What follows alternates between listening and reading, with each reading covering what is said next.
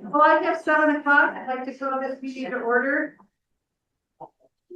and do roll call vote. Secretary Armstrong? Here. Vice President Baisley? Here. Trustee Boland? Absent.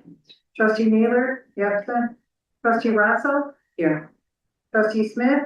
Here. And I am here. Will you please stand for the pledge?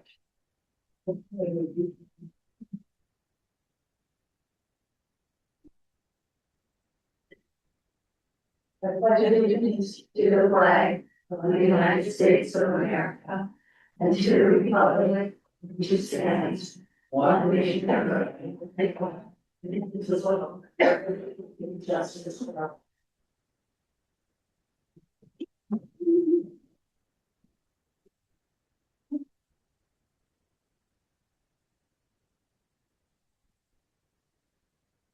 Is there a motion to approve the agenda?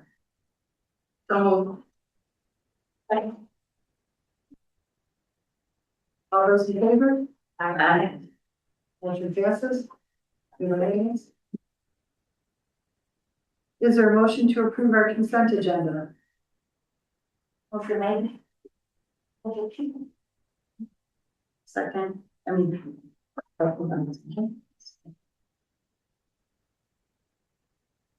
All those in favor? Aye. Motion passes. Unanimous. We're going right along. Director's report. Great, so I had a few things in the written part I just want to go over, and then I have some verbal updates. I did 2 little updates. I've done this thing about the millage rate every year, and I was happy this year I had the numbers, so I figured I'd go over it again. I even found a nice little math problem to show you how it works. Every year that I go over it, I understand it more, but this year we were happy to see that property rates are still continuing to rise, even though they get capped a bit by the headly, and I hope this explains how that works. I didn't know if you had any questions about how that millage rate is determined or anything about that, because this is the formula I use to calculate the budget that we're going to go over. Again, we're in really good financial shape. Having happened year after year is good. The second part about meeting, I figured I try not to get too verbal about this. Did it make sense? I know I'm still not giving you specifics because it's different for every collection. Questions about how meeting works? I get a question, since a lot of questions came along with that. When it's part of the policy, as to the 3010 policy, how often is this done? There's not a definite, it states. It's done monthly, if not weekly. Okay. I mean, we have to, in order to bring new books in, we have to read.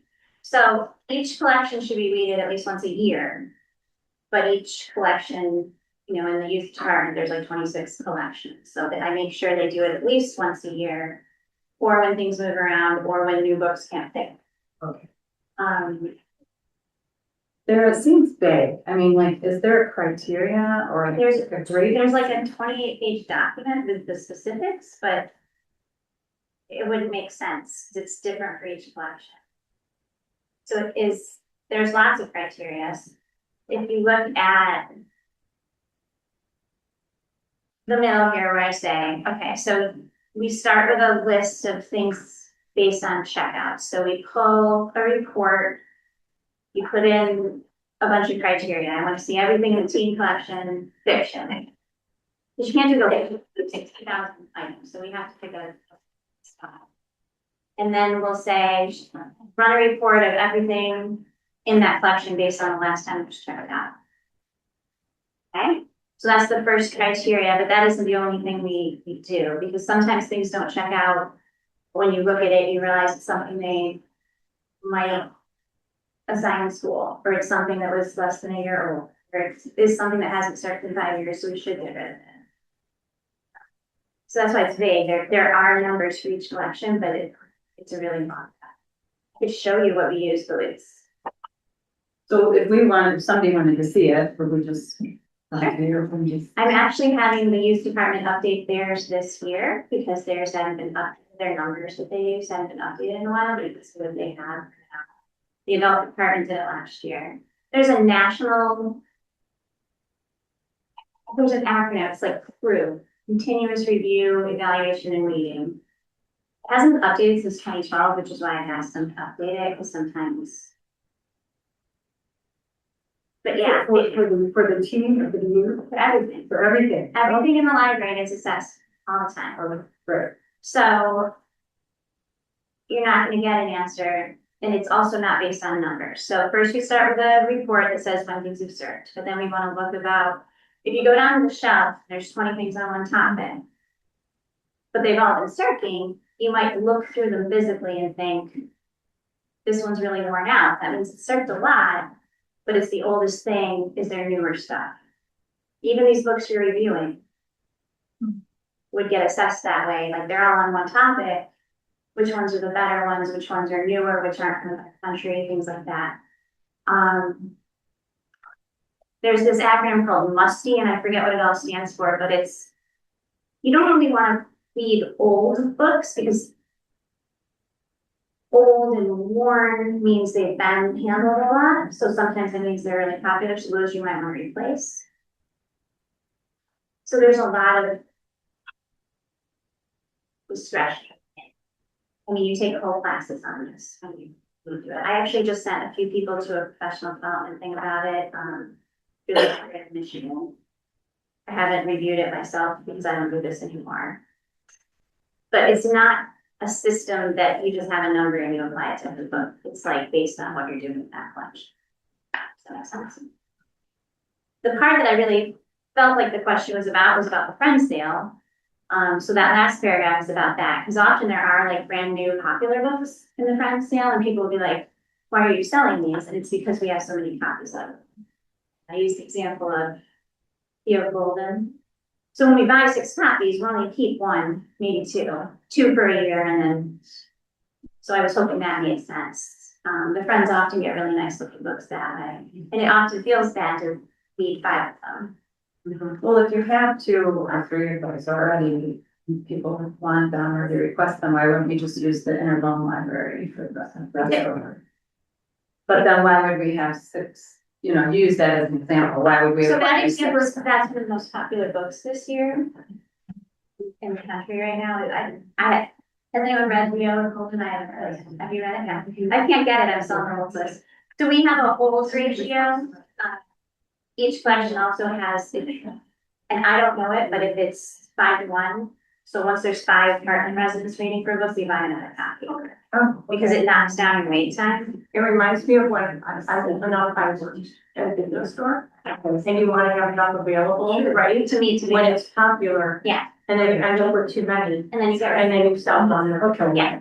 So that's fine. And then as they aren't as popular, so this Theo book will be less popular. It'll be popular for a few years, so we'll keep 1 or 2. We don't have. Point of order, excuse me, we're having a meeting here and I'm hearing a lot of side discussions. I'm sorry, we're having our director's report. I lost my train of thought. But again, we don't want to keep 2 on the shelf once it's not as popular, and that's when the ordering it in is helpful. Because you can get them if everyone is not. Does that make sense? Yeah. Thank you. Yeah. And the other thing, and I put this in here, and I know it's a vague phrase, when I say when things are withdrawn, we follow established practices of disposition. Sometimes we give to friends, most likely. Donation within the community, we often donate to some of the schools. Alina comes in sometimes, based on what they're interested in. We don't just give them our old stuff, she'll look through it, decide if it's appropriate. Or sometimes we recycle them if they're gross. My standard is if you wouldn't lay in bed and read it, it's gross, we get rid of it. So, but all the time, if we have collections that haven't been weeded, people start to notice they get crowded. I just had the teen librarian weed. If you walk through the vestibule area, I don't know what to call it, there used to be chairs, and I moved chairs into teen. I'll be talking about that in a minute. She weeded a good third of that collection because it hadn't been heavily weeded in a while. A lot of like test prep books, a lot of them nonfiction. and she's new and isn't as attached to everything, you know, it gets harder, and I try to rotate them through which collections they buy to, because then it's not like, well, I love this book, so I'll keep it, and librarians don't do that, but you do, because you feel that way, you know what I mean, like, so, we just needed a bunch of the test prep books, since we were finding people weren't checking them out if they were even 2 years old now, because the kids want the newest thing, and you can get those online. So it is big, but there's definitely a system to it. And one thing that I wondered, and I don't know if you have noticed, the youth department does this thing where they do last chance for checkout. When they read, they put things on a card. I actually don't like it because they haven't checked out. They've been established that they're going to be read and a lot of people are like, oh, why are they making this book on Thomas Jefferson? I'm going to take it, and then it doesn't get read, but it hasn't been. But they have argued, and you made a good face, so maybe you agree, like, maybe people haven't noticed these books on the shelf, so. But that makes it harder to get rid of things if you keep getting people. But I've been told that it's like at Blockbuster, when you would go in and you'd see the stuff. Now, that was stuff that had just come back, right? When you see the Blockbuster videos that were different but the same. But a lot of those books look really new. People often say, why are you getting rid of these when they're so, and it's because they haven't been used. But we're a popular collection, so I don't view I did put local history because that's in the policy. I mean, we're not an archive. So and I've had this discussion with staff too. There are things that are considered classics. We have to see, and I think we're pretty in touch with the Hartland schools about what it is being assigned still, because sometimes classics come and go from the curriculum. And we can read a book when it gets worn and not replace it to see if there's interest and then be competitive. So it's an evolving thing, the collection development. But I'm glad you asked, because it is a mystery to a lot of.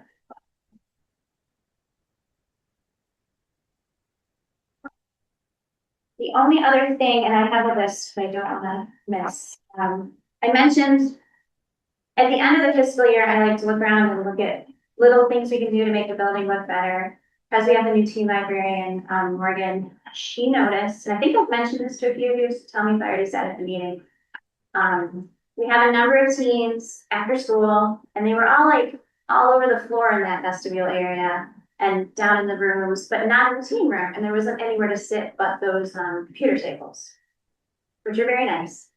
But she asked if she could get some soft seating to kind of lure them in to sit in there and be together and move the nonfiction collection into that. It's a very awkward space for a collection because it's not really a room. But Scott, our building manager, built some shelves near the stairs. We did have to leave that collection a bit to get it to fit, but it needed it. It used to be that the nonfiction was just the one, it's where the chairs are now. It was just a two-sided shelf in the middle of the room. But now there's chairs there, and they're fun chairs. They're like bright colors, and the kids are in there. And we had a no food policy in that room, but I'm allowing them to have like Nutri-Grain bars one a day after school. And we now have a lot of kids in the room. And there's staff in there after school, so it's also removed from the main floor, so it's less noisy on the main floor. There's a lot of back and forth. I have a question since you brought up that nonfiction, so I just looked around there. Is that tower that says teen nonfiction, is that the majority of the teen nonfiction? It starts with the test prep. It's weird. I saw You start to see it now and you go all the way around the room. And I feel like it needs better signage because it might be hard to know. It goes from 0 to 900, like any. So the tower, there's 3 towers in there. Does it seem like the first tower Next to was the social stairs, issues? the very nice. Prep, Yeah, and then it's all social issues. because it goes 0, 3, 5. So it's interesting how it can be categorized in the nonfiction. Yeah, and it's kind of at eye level. I know what you're saying. I wondered about that. Where did the conservative books that are social issues, which numbers would those be? Well, if they're political books, they'd be 300s. So if they're not, so. Because I did see a lot of political books that were conservative in the social issues. Teen? Mhm. Do we have a lot of politics books in teen? Considering that the social issues are political issues. Okay. there should be equally at least some conservative liberation books in that section. If I get requests, I'm not sure which books should. Oh, Okay. Send me a list. okay. Because, and they could be there and they could be checked out. Because I've got a lot lately. But it's But a not lot of routine. that there's many shelves. Yeah, And I found a couple that had to do with maybe government at the bottom that could be considered conservative. But there's all kinds of social issues that are very partisan, well, that's the 300s. right? Yeah, But actually, conservative books that would have to do with the same type of social issue topics should also be in there, because you should see both viewpoints. you should if they're in, so send me a list, and I'll see if we have them, if we don't, we can consider. I it. suspect that we don't have them. So we've been buying a lot for adult lately, Okay, and I don't get teen requests much, so feel free. okay. Anyone else look at the teen now? Well, On your way well, out, we you should did- look at the actually, furniture. well, we tried to sit there. Yeah, And if you're older, let me just say. Yeah, you shouldn't. Yes, you shouldn't. Okay, no, but it's great for teens and it's really good. Yeah. Yes. I know they're gonna get dirty, but they're from IKEA, so it's. The last bit of my update is about the Cromaine Commons. I handed out the letter that was just signed this week by the schools, which I'm really happy about. The letter is not important for us at this point. It lays out what is expected and what's gonna happen, like, through the phases. We're at the point of rebidding right now.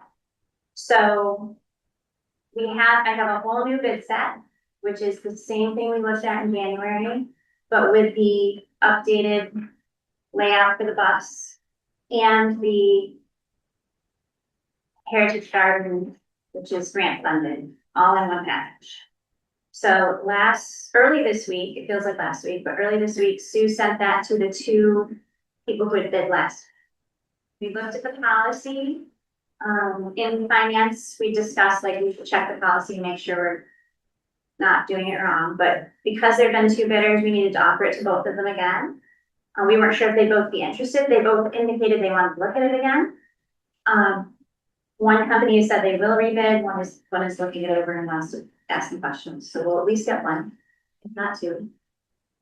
Sue gave them a date of June 12th, which is Friday, so that we can get it hopefully by the June meeting, and we'll be able to vote on it. If for some reason that timing doesn't work, because there are questions or other issues, we might have to have a special meeting if we can. Like, if we get a bid, I think we should accept one so that then they can start scheduling. At this point, and you have to set a goal to reach it. So Sue and I picked that date so that the meeting is the next week. If we have something that we can vote on, we'll do it then. If not, we'll push it till after the 4th and then vote then. So more to follow on that, but the good news is the plan is actually easier to look at with everything together rather than the Heritage Garden piece being separate. It will be a little harder for Liz and I to track because we want to keep the grant funded part paid for that way, but we've been doing that and I think it's probably feasible. So on that gardens issue. Yeah. you're Still seeking sponsorships. We are. Do you have an outside number, what goal are you seeking and due dates for donations if people wanna? I mean, we'll take donations whenever. If people are thinking they're gonna donate now would be good because we could purchase things with it. We'd know that we could put things into bid. Right, Liz? Yes, and Nancy, if, I'll make a public announcement when we're closing in on, like, this is the last date to sponsor to be on the acknowledgement sign. Of course, a person could continue to support the garden into the future because it will always need maintenance and care. But as far as fundraising for the items that we're planning to build, we've reached a threshold where we're gonna be able to build the things we promised Ralph C. Wilson Jr. that we would build. And we received lots of great support to get to that point because prices, of course, are always higher than you think. There are a few items that are considered optional right now in our plan because if a few more sponsors came in, we would be able to say, yes, we're doing this versus, and then, of course, Sarah can always look at the budget for the main commons project and decide, did she find some savings? Could she scoot it over to that project? But yeah, we would accept sponsorships right up until the point we made the acknowledgement sign. And if that's what's important to the person, like, I'll make sure the community knows when that cutoff date is happening. I'll put that through all of our different media and let people know, like, when the final window is. And that final window will have to do with when construction starts, and it'll be like incorporated based on that timeline. Thanks. And we've had some generous donations already. So Yes, absolutely, they have. The plans are out to the road commission, drainage commission. They'll go to Hartland Township last, even though we've already run the bylaw. And I'm excited to see what happens there. I did casually talk with Mr. Hughes from the schools. You know, he was like, "Can you give me a number?" And I can't because I don't have one. I told him what the number was before, but it will be more. So I said, "How about this number?" But again, I think that once we get that bid back, we'll know what we're asking for. There has been staff change there, and I have an appointment to meet with the new community ed leader over there. She starts June 1st technically, but I've already met her. And I hear that the operations position will be filled soon. So I'm going to try to get in there and get them on board with what's going on. Any other questions about that? I know it's been a long delay. Sue did sit down with me and we looked at all the plans. I feel very confident about that. We had a good meeting with the garden club, got a good meeting with staff. I think once I see the bid, we'll do another meeting that we did before. It was a lot to look at, but this we've done it once. And we know what we're looking at. No, as always, thank you. Thanks for all your. Just so the public's aware as well, it is in the board packet and it's listed online. We had to redesign the area here as well to have a bus turnaround. And it is online for the new diagram. So we're waiting to get through clearance for townships and that. So that's what we're looking at. And we set a date of mid-July to start, and it's a hopeful date because again, contractors have already filled their calendar, so it'll be like as they can.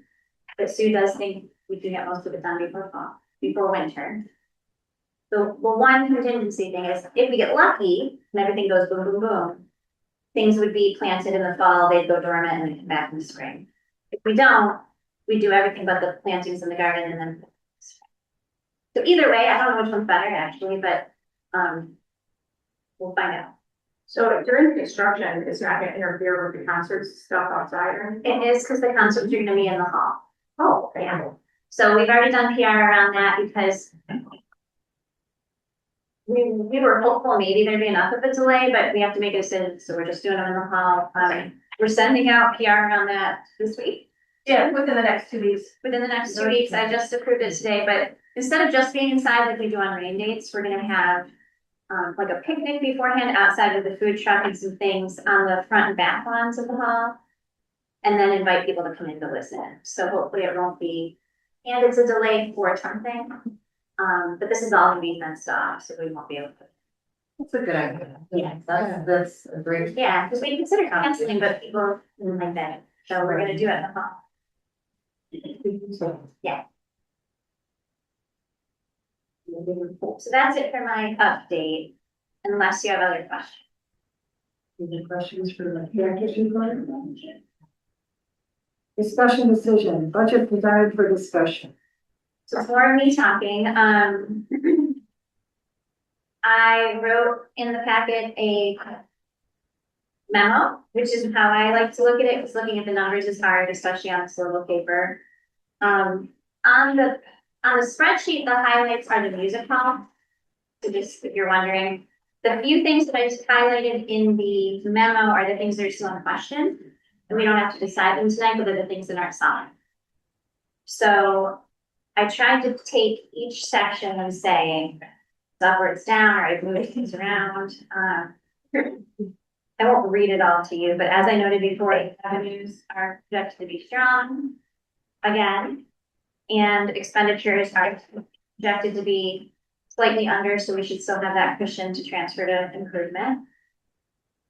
The one question mark in salary and benefits, which we've gone over in personnel and finance, is the health insurance premiums. And the number I budgeted there is wildly higher than I hope it will be, but I figure I'd rather reduce it. Then I'm supposed to meet with the broker the first week in June, so I should have more numbers soon. And the thing with Blue Cross and November is not. It hasn't been settled yet, so That's not the, I know that's not. yeah, but but it's a question mark. it's a that- question because people need to have places to go to. Yes. Get their insurance from. So we discussed the personnel and the finance, I'm considering when I meet, usually I offer the staff the one thing, or last year we offered two, but they were both Blue Cross. And this year, if there's a third option that isn't Blue Cross, I might offer that as well, make it a choice. Because then it's a staff choice rather than a punishment if you feel that way. The good news is they, any staff that have ongoing health care have already received letters saying they'll get continuation of care at least through September, so.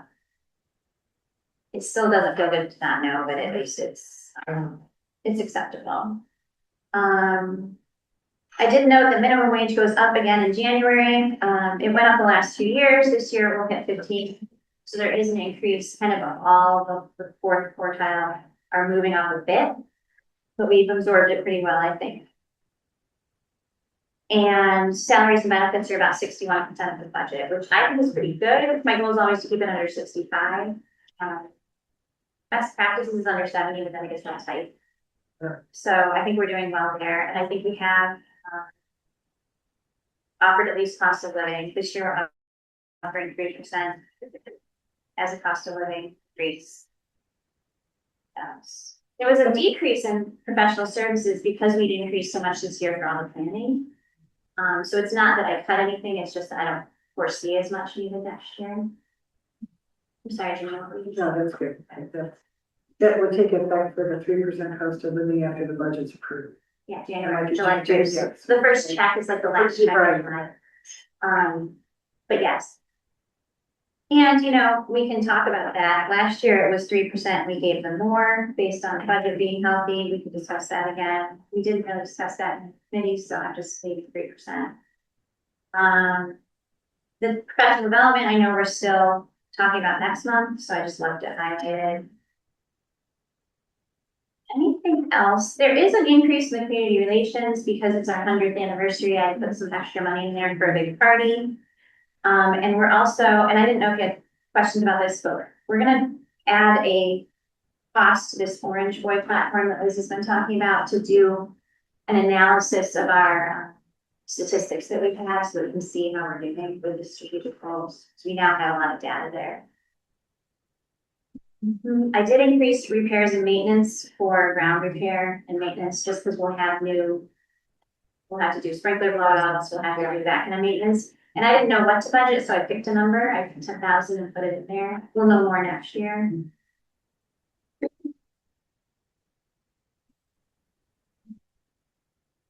So, any questions about that? That's operating. And then improvement budget is a lot of words basically saying I'm rolling forward this year's plan minus what we've spent. With a few things planned for improvements other than the outdoor project. So the good news is we have a really healthy budget there. I noted that the bids will be in soon. I am doing like we do every year, the capital outlay for technology. I didn't even mention the lockers, so I need to come back to that. And then equipment and furnishings. The one place in the building that hasn't been updated is the office space and circulation that's behind the desk there. And it's not very big, but I wanted to budget for that because they're the ones that haven't been updated. And then we'll have done each staff space building. And then I always say thank you to staff and things like that. So I don't feel like it's wildly different than the last few years, other than the plan going forward. It's very good. So the expanded locker system last year's. Well, I forgot to say during my update that we put the lockers in. If you all walked in, you might have passed those white things. You're like, what are those? So those just went in and I budgeted to expand them by 2 rows if they get popular. We don't have to. I'm going to wait about 6 months. But how they work is you walk up to it. If you have a book on hold that's in the lockers, you walk up to it, scan your card, and the door opens and your stuff's in there. They just came online fully functional Wednesday, which is yesterday. So we haven't had a lot of use, although I do hear people are using them. The reason I budgeted for expansion is we only have 17 slots right now. And how it works is if you're sitting at home on your library web page and you want to put a book on hold, you pick at that point the pickup location, and it defaults to Hartland. But you can change it to any library in the system. You can pick up in Brighton, you can pick up if they're in the shared system. Right below Hartland, it says Hartland lockers now. And so you have to pick at that point when you're placing the hold. And I feel like if I didn't work here as a working person, I would put them there so I could go at night or on the weekend after 5 and know that I could get them and not miss the boat. So they might fill up quickly once people that are power users figure that out. But we'll see. So I might not spend that money if we don't need it, but I have this feeling about people. How many books do they hold? Because they're all. A number, but they're like this big, so a little stack, and then there's a few at the bottom that are bigger. Maybe 8 to 10. I'm not sure. Depends on the book too. Okay.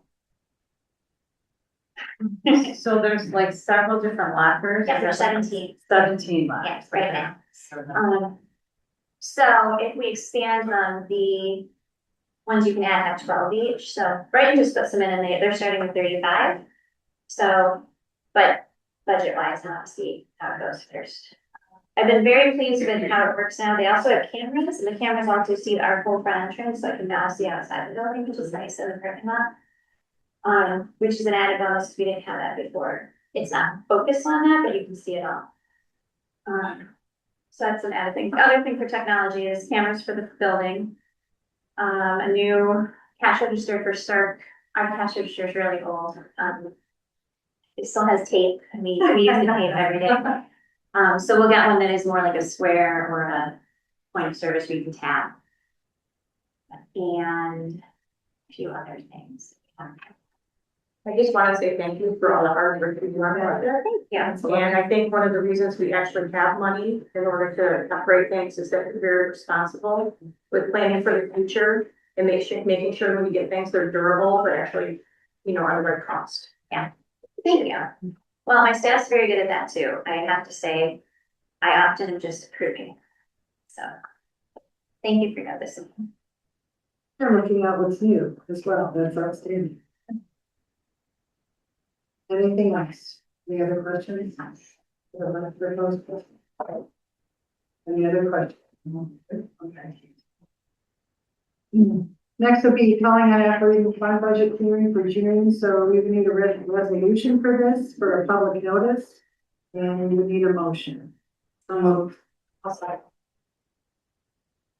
So motion by Nancy, second by Dawn. All those in favor? Aye. Motion passes.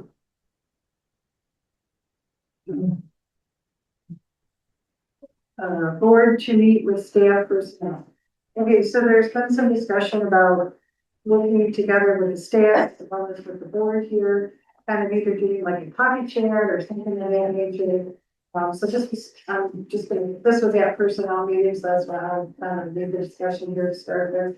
A couple of suggestions that came out of that, either to possible when you have a larger meeting in October, November. Is another one, or to possibly just meet with them coffee before they have a meeting here July 17th. And it would just be the personnel committee kind of going there, seeing staff, question, answer period, and coffee and donut type of thing. Is there a goal in mind? The goal is to see if there's questions from the staff, for the board, and that too, to kind of build relationships with the staff and the board. Similar to the coffee chats with the public, because when we did Sarah did the assessment of the employee satisfaction, it seemed that one of the things that was marked on was, a lot of, angst or worry about what the board's doing all the time. So usually when people talk together or feel like they can ask, it would be a good idea. Of course, we were speaking for the board. It would just be informal, like a coffee chats. And we didn't want to also intrude on people's time. So we didn't want to make people come in. We wanted to make sure people didn't feel like they had to participate. So we're trying to be as non-intrusive as possible, but still give people an opportunity to maybe, if they have any concerns, they'd like to voice to let us know. So it's just the personnel committee? Is that the Right, to start with, yes, personnel committee. So it's not a quorum. We had suggested as well doing the coffee chat thing that had happened before, But it didn't sound like staff was real excited about doing that, so it's just a suggestion that came from Sarah. Was to say if we could do it beforehand, And it doesn't have to be just the personnel committee, right, as long as you don't perform. Yeah, Right. that's what I was. Yeah, so that's not, Right. that's not. And I did check, I see in the notes that I would, either date is fine, my instinct is the one in July will have fewer people. But that's not a reason not to do it then, so either one is fine, really. No, I think it's not a bad idea. I mean, I know I haven't personally met everybody one-on-one, and just an opportunity to say hi and Well, and introduce. if the goal is to meet people, the October 9th one, they'll have to be there, because they get paid for the whole day. The 17th one, it'll be whoever is on a Friday in the summer, willing to come in. I asked them if they're scheduled to come for those, but a lot of people take July. Not the month, but the Fridays. Yeah, Fridays. But I don't know if that's a reason not to. You could try July and then decide if another group wants to do it. Okay. I don't know, we'll get more involved. Yeah, I don't think it's like you have to vote on it, it's just No, a discussion, yeah, it's so just a kind of question. see how people felt about Let it. us know, if and when, and whatever. I think we could start with personnel leading the one in, not leading, but taking charge of the one in July. And then based on that, seeing if you, with another three of you that are not personnel, wanna come in October. and the purpose again was to build relationships. Any other questions or comments on Sarah, what was the date for October, just so I have it? Do you have that? October. Perfect. Next would be board workshop. Board workshop, this came out of personnel as well. We have talked about, doing some activities here with the board itself. To do some team building activities within the board, simple, easy, icebreaker type of activities in that as well. There's a lot of different suggestions that were thrown out. I'm just kind of curious as to how the board felt about doing that. Like a quick half hour before the idea to do a couple of these, there's simple, easy tabletop activities. You could do we start at 7, you could do one at 6:30 till 7. So it has to be within confines of open meetings act.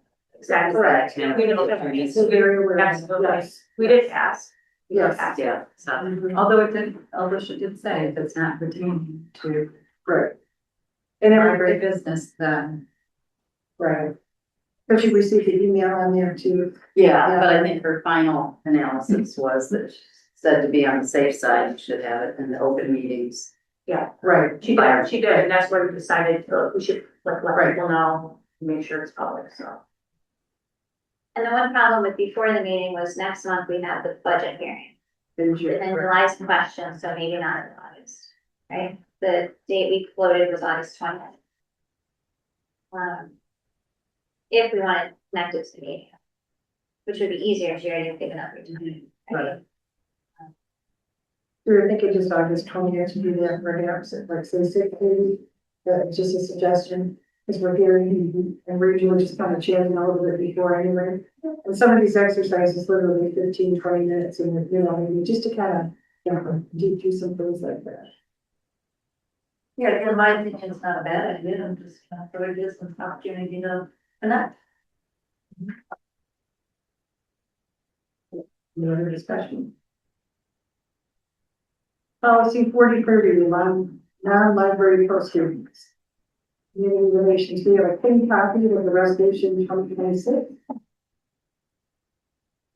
Discussion.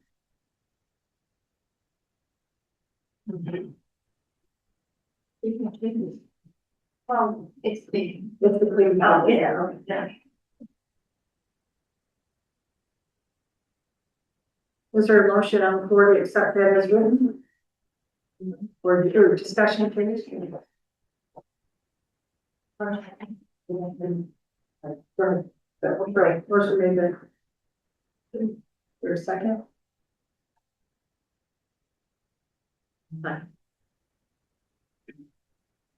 All those in favor? I, Motion passes. Book challenge. The library board is the final authority on decisions involving retention, relocating, and labeling of the materials. This is for the policy that they have written. The board has before them to either retain, to label, or to relocate these books. so as usual, I will make the motion that we accept the librarian director as well as the staff's recommendation regarding these books. And, that could be one.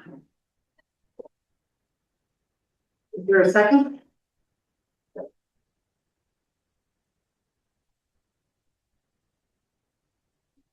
Okay, motion fails. So in this failure, I was thinking about these books as I was getting through them, which they were long and laborious and Yes. after books, I Yes. just say. About teenage angst and God knows what, things I haven't thought about in a while. For the most part. So I was just gonna say that for our policy and the way you set this up, Janine, which has been organized. I think it's important that as board members, unless we have signed off on the honor system of having read each one of them, we should probably abstain from voting if we're gonna do them one. And in that regard, I have failed to read 2 out of the 10, so I will be abstaining from 2 of them. So I don't want to forestall the books going forward, but I also think it's really important that if some members are not filling out forms, you have no way of knowing who's read what. So I think it's important that we're all really consistent about it, because it's taken a long time to read these books, and I just say.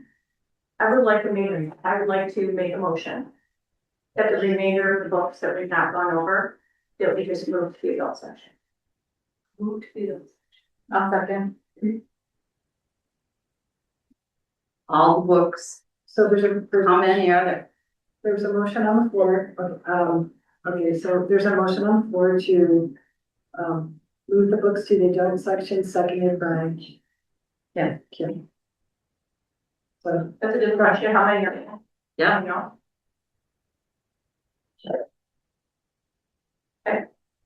well, so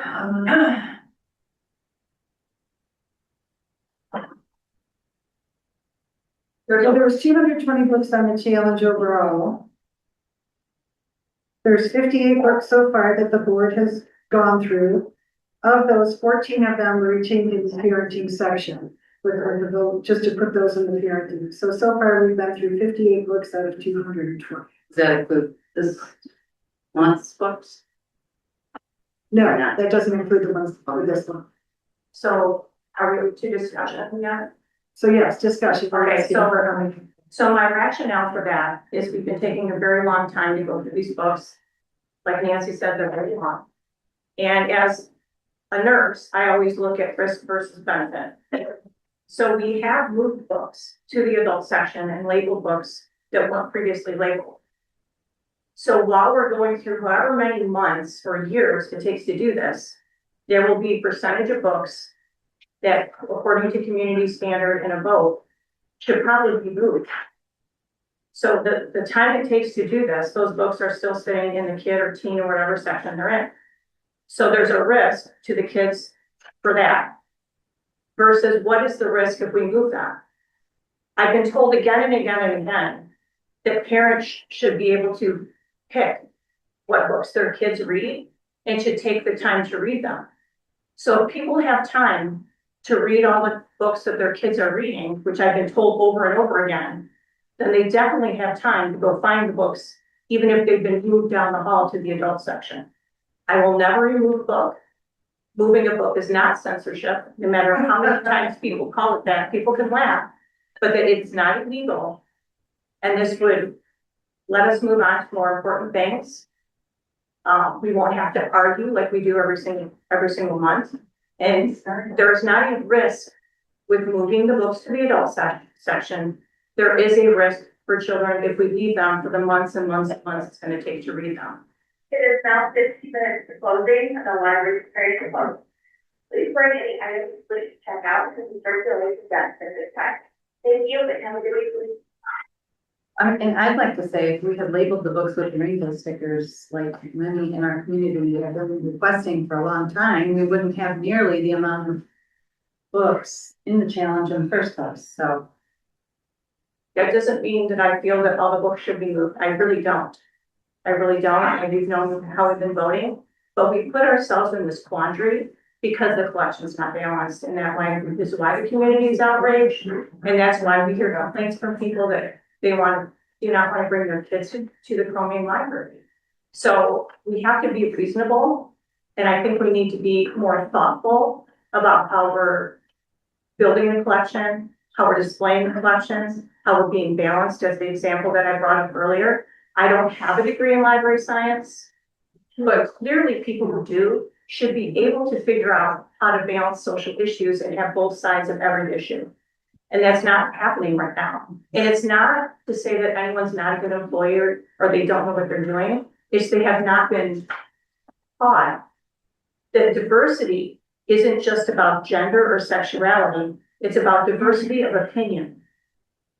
And we have to be cognizant that there are many opinions in our district, and we include the whole district, and we're actually infringing on the opinions of people that disagree with what's going on. We're not taking that into account. And that's how we've come to this position, and we need to, I would like the fighting to stop.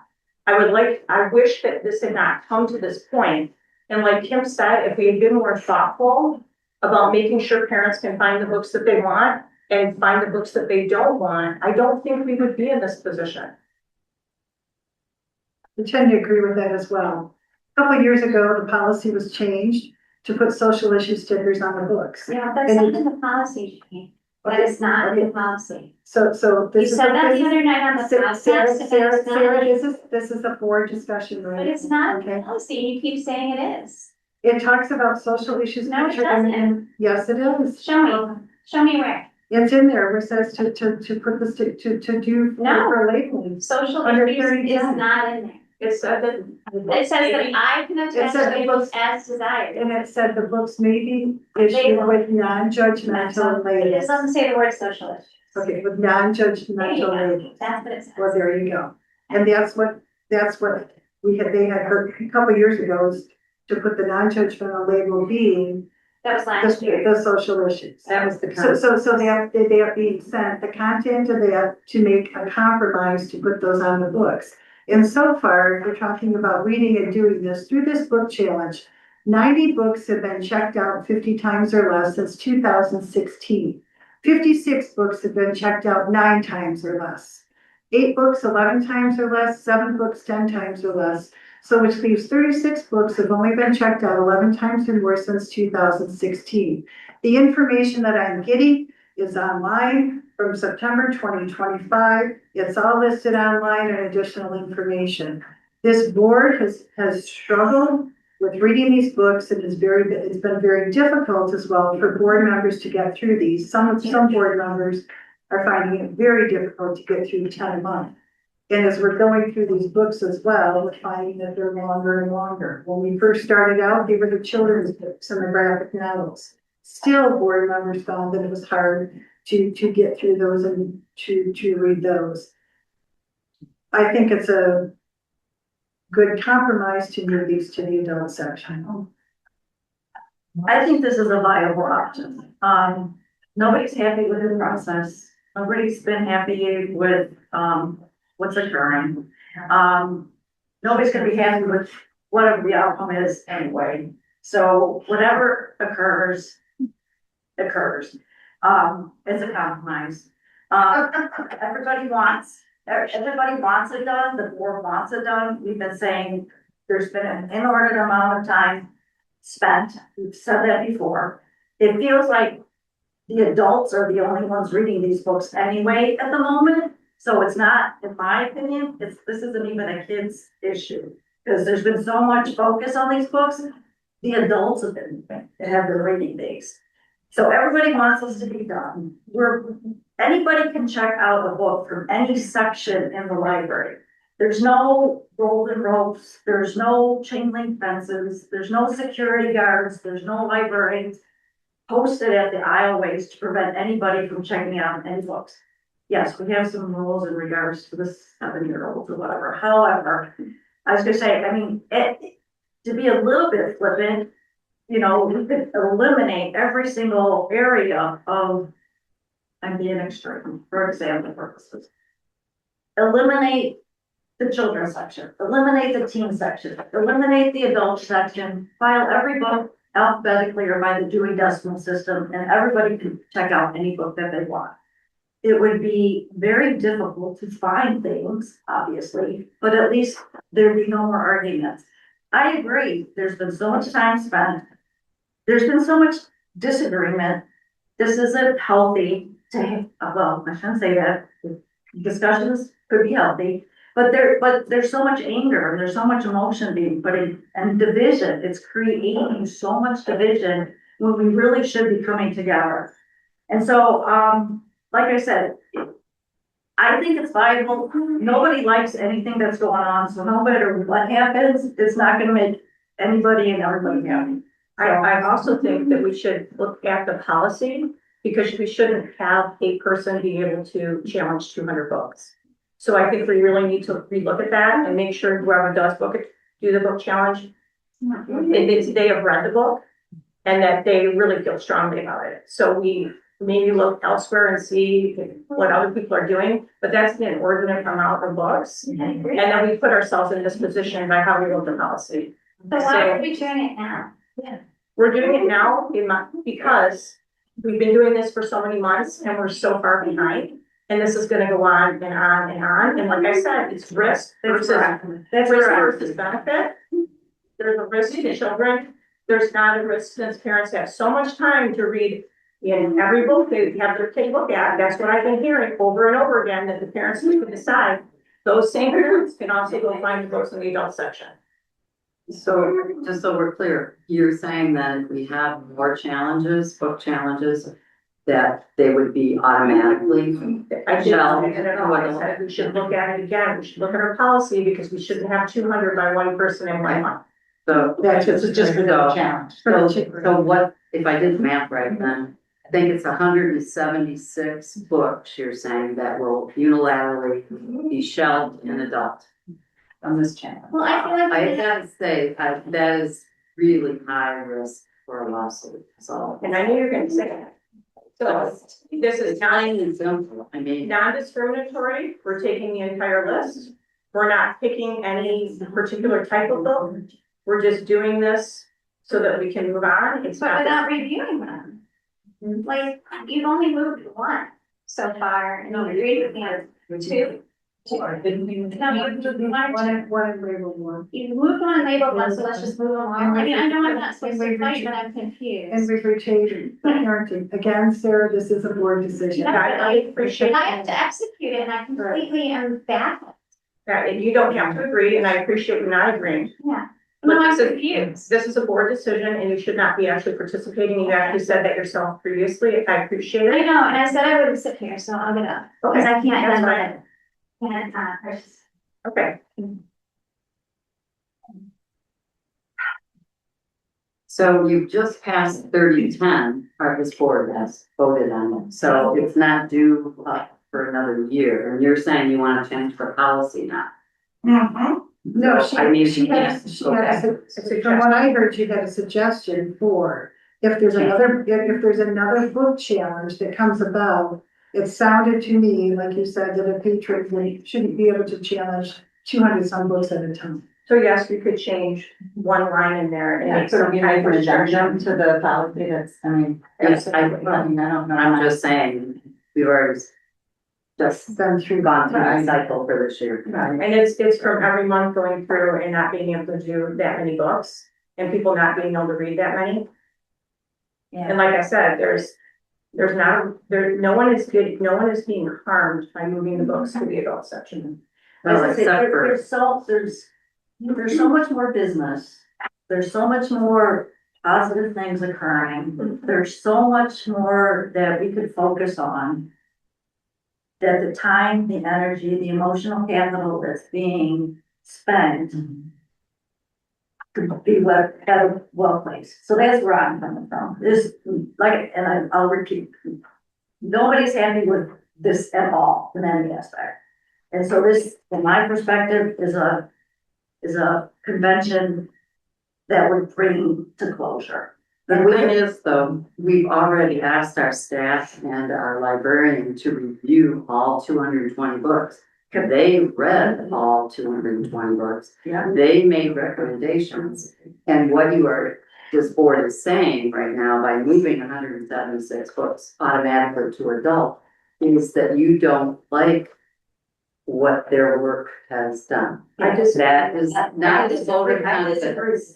That's not a vote of confidence of your staff, and any amount of coffee chats will not make up the difference. I'm just saying. Yeah, well, that's not right. I'm not questioning any of that. As you say, in the project management world, it's called throwaway work, it's called redo, it's not optimum. Absolutely, it's recognized, as you say, but that's not where I'm coming from. I'm coming from the position of closure. As I say, this is a huge undertaking. It's huge. We need to bring closure to it. Sarah asked the question, why now? We've attempted, we've thrown effort again towards it. Nobody's gonna be happy with anything, and it's completely been demonstrated that. So no matter what happens, no matter what happens. So I'm coming from the position, let's close this project and let's get on with other business in the library. So that's where I'm. So I think we need to though think a little further down the road because the public is here and if somebody wants to challenge a book in the future, we have, right now, you're saying you're gonna change policy. So No, I mean, right now. I don't think we're saying That was never policy. We're not saying change policy. We're not saying that. The policy will remain in the cycle. Because every year we examine and reevaluate every policy. That's what we do. That's our process. And that's the cycle. So next time that the policy comes due and we review it, potentially, because the same process will be followed, right? It goes to committee, there's suggestions made, it's brought to the board for discussion. So potentially, when that time comes, if it's appropriate or whatever, book challenges have been in place historically since the beginning of libraries. I was just saying, from the 1800s is the first recording of it. I looked at the ALA site to do some research on book challenges. It's disingenuous to use the term book challenge and the word book ban interchangeably. So there's two different things. So these book bans that nobody's banning books. We're not removing books from the library. We're not telling people they can't read it. We're not throwing them away. These books exist. You can't ban them. They exist in the universe. As I say, however, a book challenge is a fundamental, and we've talked about this First Amendment, free speech thing. A book challenge is an opportunity for the public to express an opinion that they have on a book. So a book challenge gives the mechanism, a formal documented mechanism to bring to the attention of an institution somebody's opinion on, and if that's not free speech, I don't know what it is. But it's a formal process. That's a book challenge. A book ban is way different. Can a book challenge result in a book ban? In our policy, the answer is unequivocally no, because we have written into our policy, we do not ban or remove books. So any book challenge, the formal process, resulting in a book ban will not happen here, because we've institutionalized it into the policy. So hypothetical. Hypothetically. Unless you were done. I am done. Next week, somebody comes in, maybe same group, and has another list of books that they are challenging. What do we do with it then? We're still under the same house. So Revisit the- we have a process in place. We have established a process. We have established a policy. We have established the steps.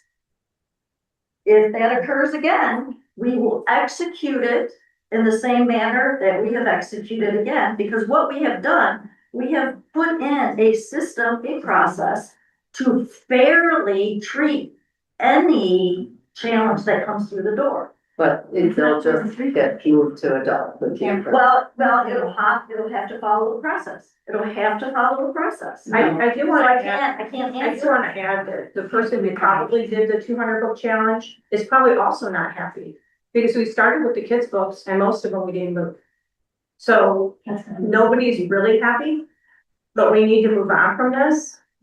And Why can't we pull out 310? Sorry, Donna, if you weren't done, I'm sorry, but why can't we pull out 310 again? And if that were to occur, because that would be a special, circumstance. So why, if we needed to add a rider or make some sort of amendment, I don't see why we have to wait the whole next year to revisit it now, if we needed to. I don't know if I can, I you were just saying. Yeah, but I see what you're saying, yeah.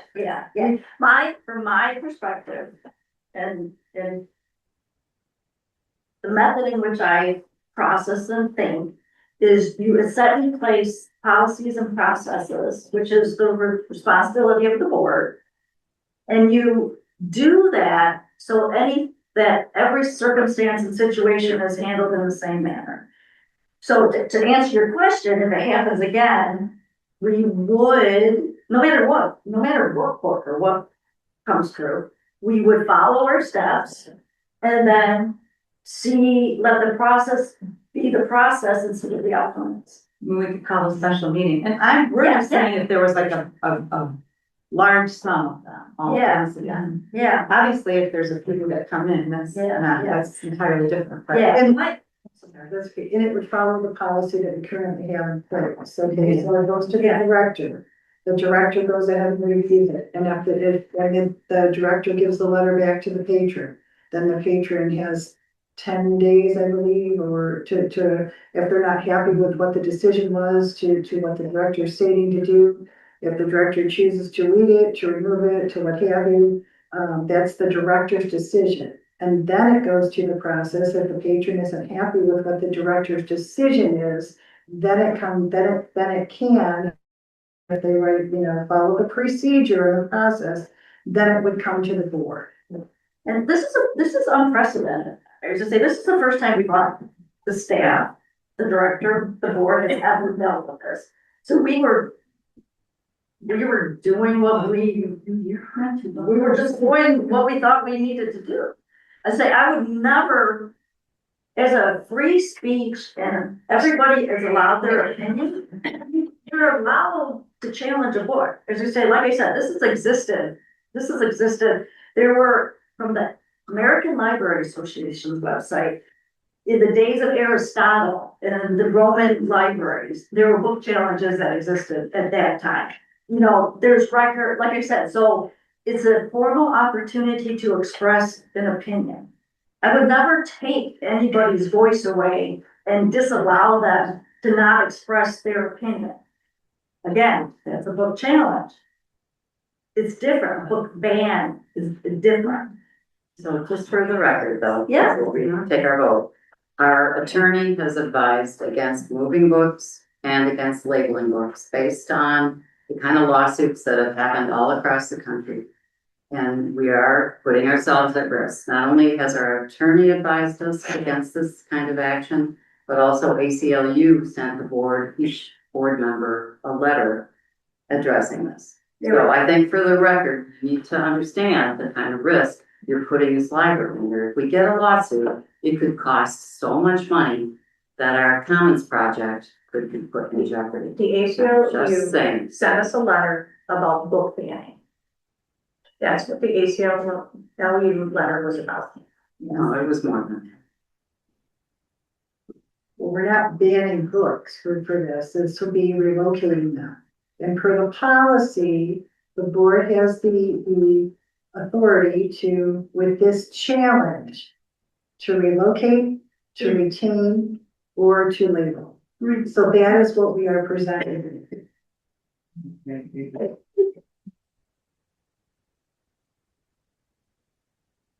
Any other discussion? I don't want to stop discussion.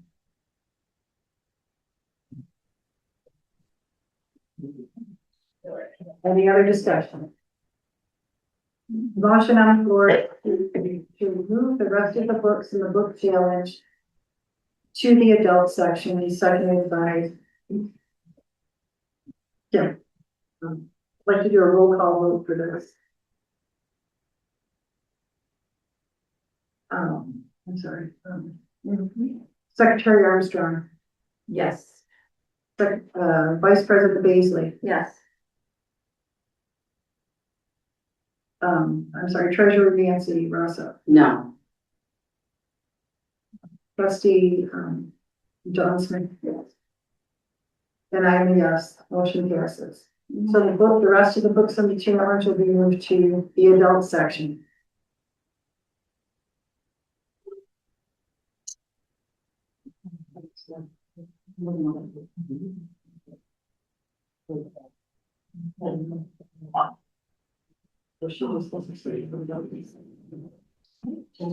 She will continue. Next will be called to public. Is there any other forms that anybody would like to turn in at this time? I'm gonna repeat that.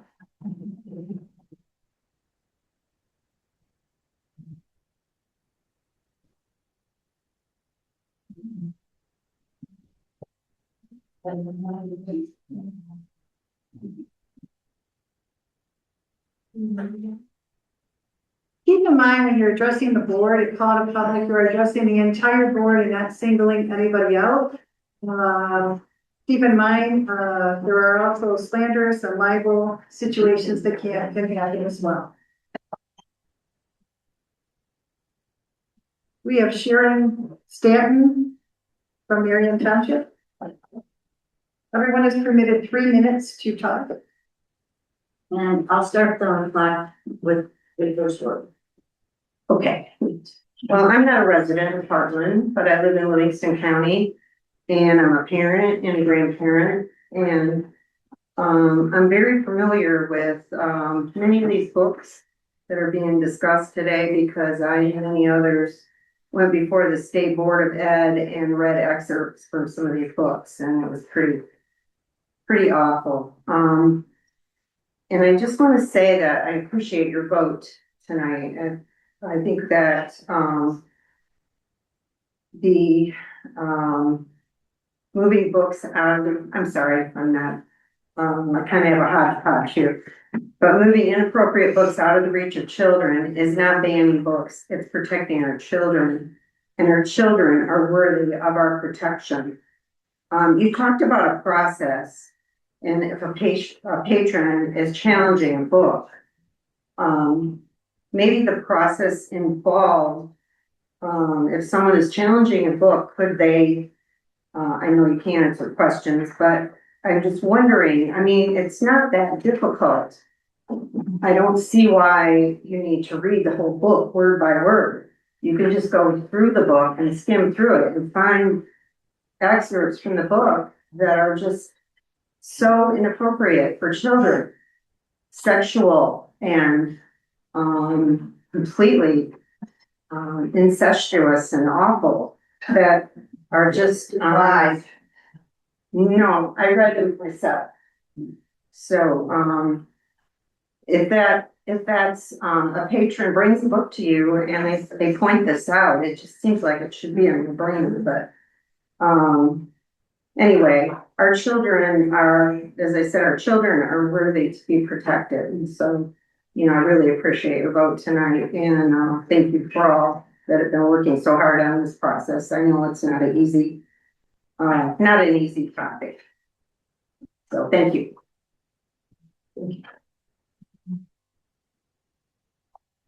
Shauna Brito of Brighton.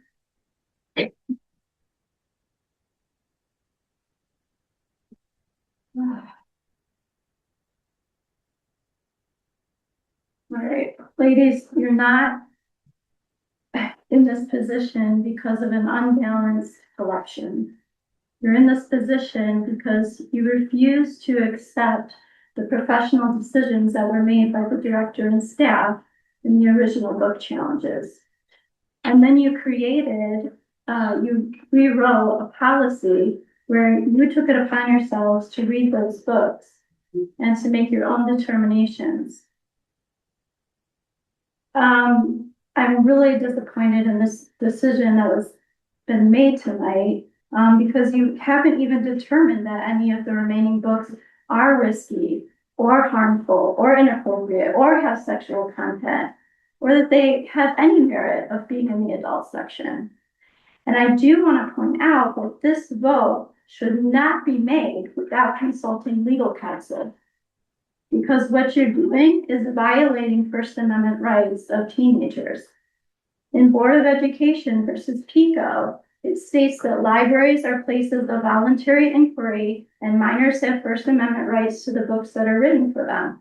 And officials cannot restrict access based on disagreement with a viewpoint.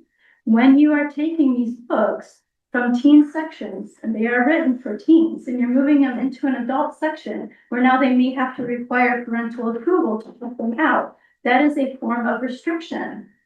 And that is a lawsuit waiting to happen. You are restricting those teens' First Amendment rights.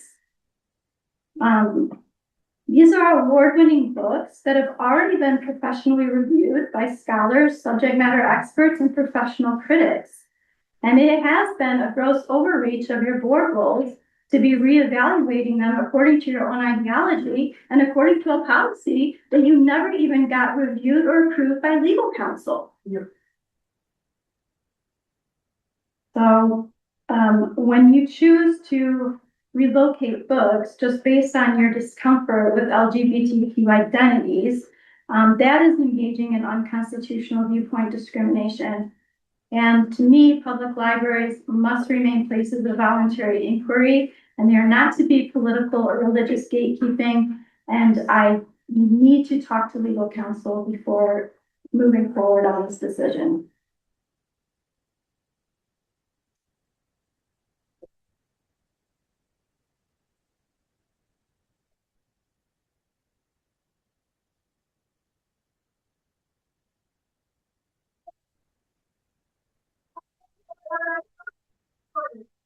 Helen Gallagher from Brighton Township. Yes, right here. Good evening. You have yourself in this position simply because we have some of you that are really pushing your own agenda and basically pushing Project 2025. It's really not healthy for a community when libraries become political battlegrounds. Obviously, some of you are not interested in improving the library, but basically in imposing your own personal agendas under the guise of protecting children. I'm really unable to find any incident of where a child has been injured or killed by using the library. If you really cared about children, you would try to reduce gun violence, which is the #1 cause of childhood deaths. When you are really doing, what you're really doing is encouraging the mistreatment of people and nurturing hate and anger. Now you want to degrade the quality of the library by severing membership with professional organizations that you deem too liberal or biased. That's an insult to us. What you're basically saying is that you want to deprive us of some good resources. It's also an insult and punishment to the staff and actually the current and the past dedicated professionals. I've been an avid reader since childhood and have always enjoyed my local library. My taxes have supported Cromaine for almost 40 of its 100 years. I want my taxes to support a library where everyone is welcomed, where educated professionals select books, resources, and programs that reflect our community. I want my taxes to continue paying for their membership in professional organizations.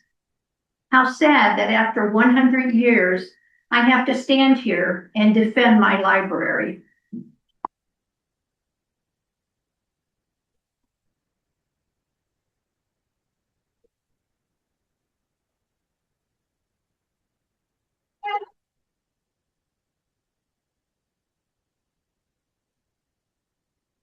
I agree with the last few speakers here.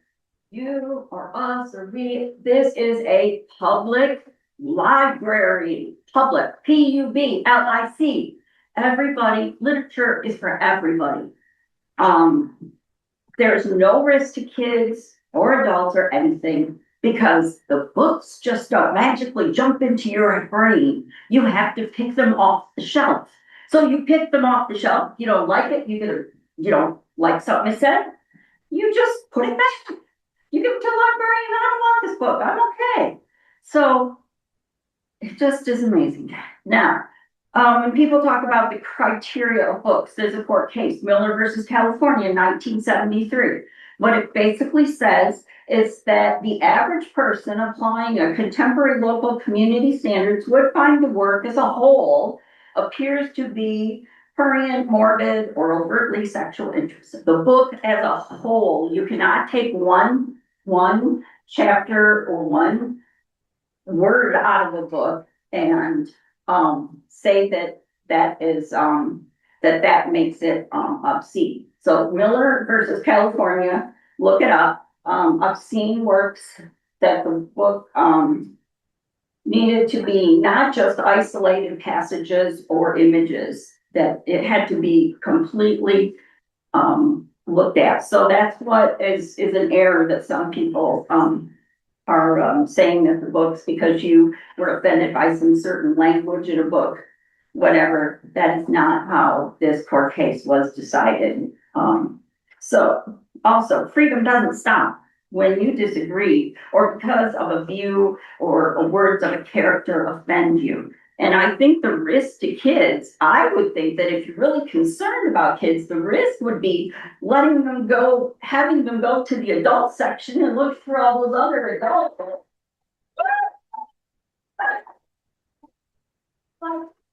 Yeah, there's a lot of adult books that maybe you don't want a 10-year-old looking at, but you're gonna put all these books in with the adult section? Yeah. That just doesn't make sense. Trust your librarians. You got professional staff here. You train them, you hired them because of their profession, because of their degrees. They have looked at these books. I think you got into trouble when you didn't trust them. 30 seconds from Okay, I think you got in trouble when you didn't trust your staff, when you decided to go against your staff, and now you got to go back.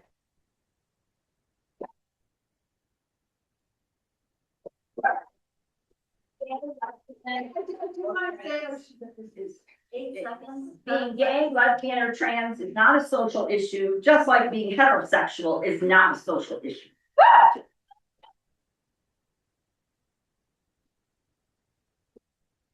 If you want to say point of order, I do not want to have to remove this audience here, but clapping, loud cheering, and we can't have that. That's right in our bylaws. It's very hard to hear. It's hard for others to hear. I understand that. It's just like we cannot have that. All right. And So we have a special needs daughter. We have a special needs, my daughter there, my special needs daughter, and she, loud noises and damage her. it's just overall, they're clapping, cheering, jousting, holding signs. It's right in our policy. It's right, I don't want to remove people from the meeting. Next person will be Roy Neal from Deerfield Township.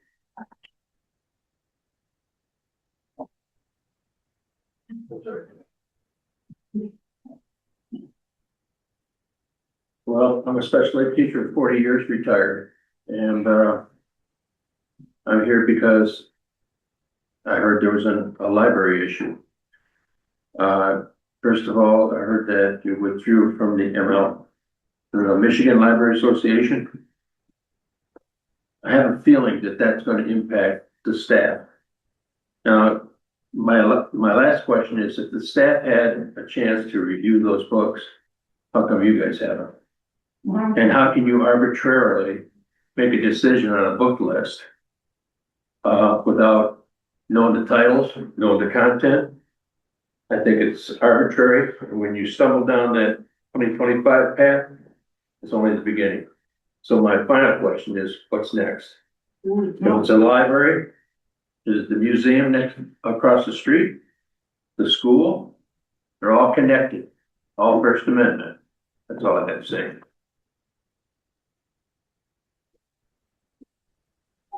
Hartland?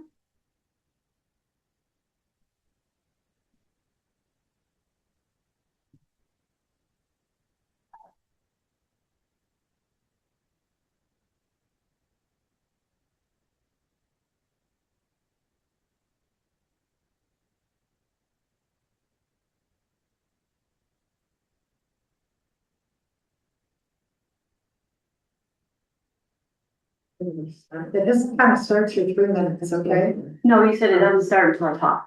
Okay, so I am extremely disappointed and offended by your decision. You had taken on the book challenge as a result of not accepting the director and the professional's advice.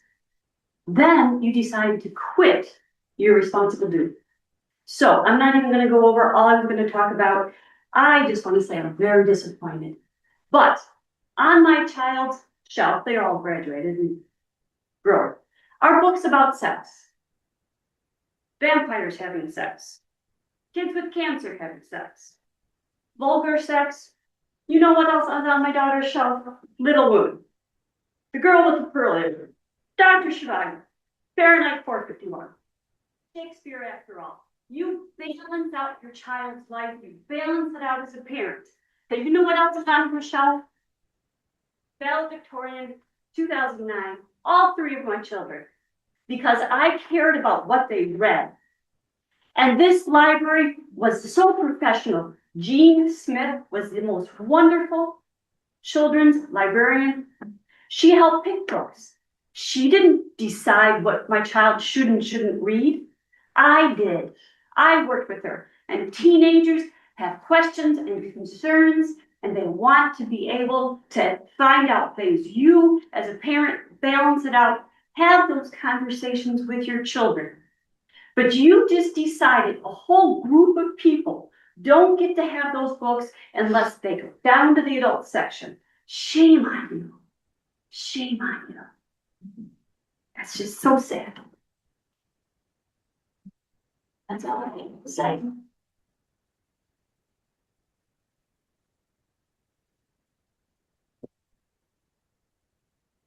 Kate? From I don't know where. Right here in district, voting member. Wasn't sure what I was gonna talk about today, but I knew you'd provide something, and you did. Half measures avail us nothing. The process and the policy that you laid out that I understood, I've been in here week after week, listening, went to the coffee hours, talked to the people, now people aren't even looking at you at the time. But half measures, you bailed on this halfway through. The policy is, if you accept the challenge, you read the books to make the decision. You have read not even a quarter of them. And you made a big sweeping decision today. You chickened out. You didn't feel like doing the work. You had your staff do the work. You didn't mind everyone else doing the work. But when it came to you guys, well, we want to focus on other things. This is a moral imperative for this library that you follow your policy. You committed to doing this and then you bailed on it. And I'm furious. I'm furious because the perception is that these books are bad or all the books are about sex and stuff. But there's books on the 14th Amendment. There's books on anatomy and physiology. There's books on STEM. And women being leaders. And you didn't even get to those. You chickened out. It got too hard and you didn't feel like doing the work. Well, what kind of trustee are you? If you're not willing to do the real work, we're just gonna put them all in the adult section because that's what's easiest. No, that's what you wanted all along. So you just got what you wanted. You didn't really work. You didn't follow the policy that you promised us at the beginning. And I am ashamed and appalled, and I can't wait for the election this fall. Thank you.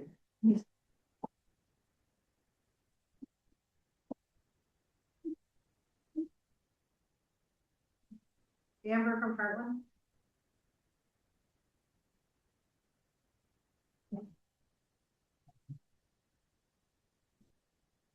Let me make myself clear. What you've done tonight is censorship. And even if you don't support LGBTQ rights, you've set a precedent. Censorship is bad for everyone, yourselves included. You've broken your own policy to read these books. You've said yourself most of the books did not have to be moved. So why make the decision to move them all instead of stopping this challenge? If these books have low circulation, why are they such a risk? How is making these books less accessible, moving the kids' books to an adult section, helping us to represent a diversity of viewpoints? You said you're worried about division. You've had an engaged public for months attending these meetings against these efforts, speaking every month against these efforts. You are sowing the very division you pretend to be worried about. If your justification is that nobody is happy with this review, why not stop it? Moving them all is in support of yourself, not the public. You are here to serve the public. I do not know about you, but I do not want to see this library or my community in a drawn-out legal fight at the expense of taxpayers, at my tax money. Please reconsider.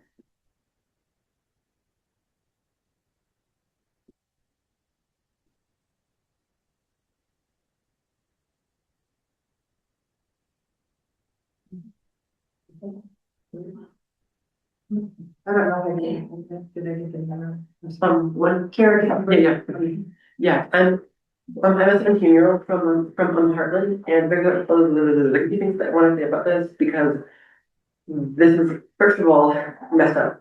So first, you were saying that you don't trust the library staff, and I'm also director of like judgment and evaluation of the company's book, which she's the director, and like she is the one that has the degree on like in library science too. And then the staff who are also trained librarians also reviewed these books and like said that they should stay where they like on our shelf and have been shelved. And then also and like actually yeah, and then like also like it's just sad that you're voting to like move books that you barely even read. And like you also say to be against division, but like look at the people in the audience. We're here to like fight the division that like you're making by doing this. And then also like only sexual stuff that you're actually talking about is just the part like the books that are concerning LGBTQ people, which is just violent. And then also parents have control over their own children. So a top-down ban upon everyone is just forcing one viewpoint upon everyone, which again, this is unsaid a lot, but that is against the First Amendment. And then finally, there are many closeted LGBTQ people who have parents that do not support them, and sometimes the only place for them to actually feel affirmed and welcome is the library, where they can actually find books that actually have stories of people that are like them and actually being accepted and supported and actually being happy. And sometimes things like the sounds extreme, but it can even prevent like teen suicide because of the impact that like this has. So yeah.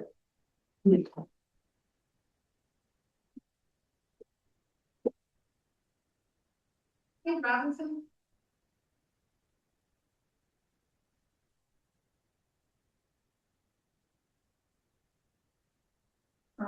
Good evening. Thank you for the opportunity to speak. As was pointed out earlier, no books are being banned. Not one book is being removed from this library. Every book stays. They are just being moved for the protection of our children. I just want to say I appreciate the decision. I think it's appalling to me that people oppose protecting children. There was a time when books of inappropriate sexual nature were never found in libraries. They just weren't found. And I think the majority, some of these books are so inappropriate that I do believe that the majority of the community would agree with that.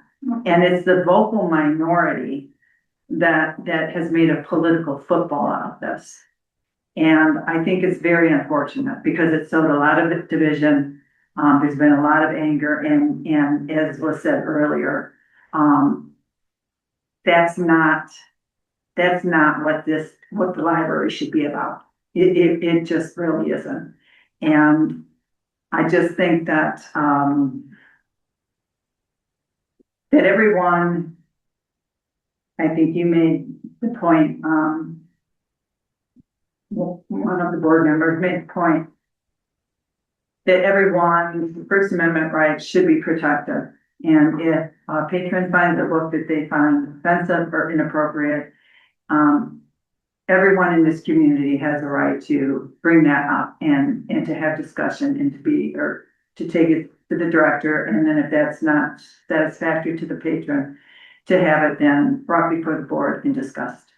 And you do have a process, you're following it. And again, I do not think that, I appreciate not bowing down to the vocal minority who continues to want to make decisions for the vast majority of this community that do not agree with their ideas. Thank you.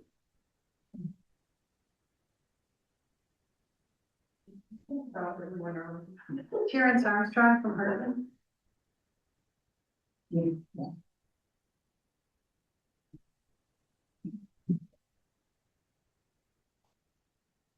Hey, good evening. Our director left, and I wanted to tell her thank you for the awesome project that she's put forward on the yard out here and the extension of the library. It's going to be a wonderful extension, I think, and I think all of us in the community are going to be able to enjoy that. It's going to be wonderful.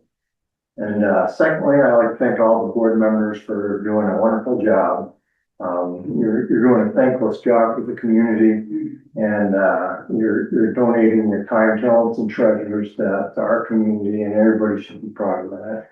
I can't speak for everybody on the board, but I know some of you, if not all of you, and I know that the money, the little money that you make here, and it's going right back to the library, it's going right back to the community and other donations. So thanks again. That's great. Let me just start off by saying that I can piggyback off of some of the board members here. Don, as you said, it is about the safety and security. Being a nurse like you are,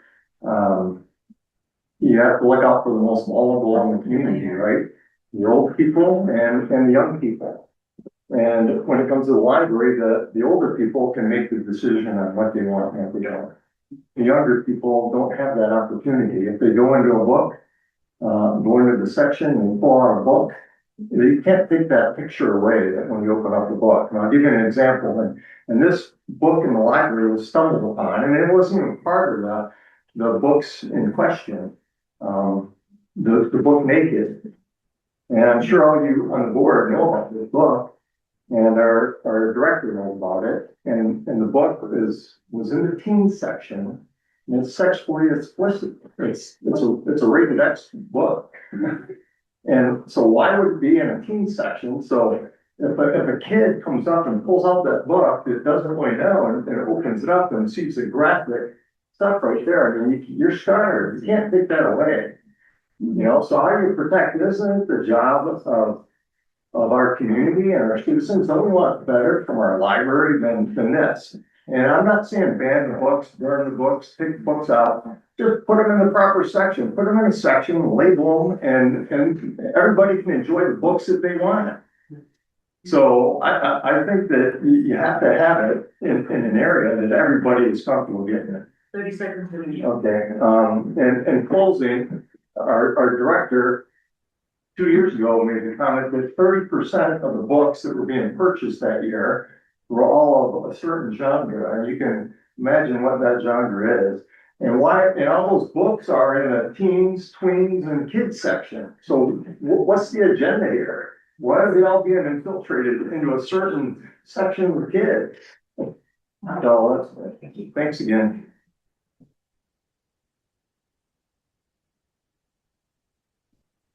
So ends the call to public. Any comments from information from the board? Like to thank everybody who spoke. It's your first time on the right. And, thank you. I'll agree with that. Thank you for your speaking. Time to move forward and be excited about our wonderful outside project. Agenda items for our next meeting. Looks like public budget hearing for the meeting at 6:30. Resolutions for adopting new budgets, amending still existing budgets. Upcoming meeting dates, June 4th for Personnel Committee, in person at 4:30. June 10th, Community Relations at noon.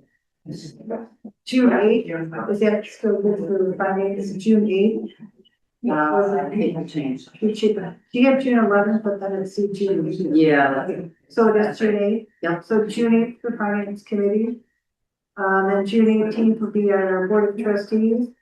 And there might be an ad hoc landscaping committee to do. Any other agenda items for the next meeting? I'm sorry, that's the 10th, June 10th is the strategic. June 10th is Community Relations Review. Thank you. Yeah, good. Any other agenda items? All right. Is there a motion to adjourn? Motion made to adjourn. Second. All in favor? Aye. Motion adjourned. Meeting adjourned at 8:40. 8:30.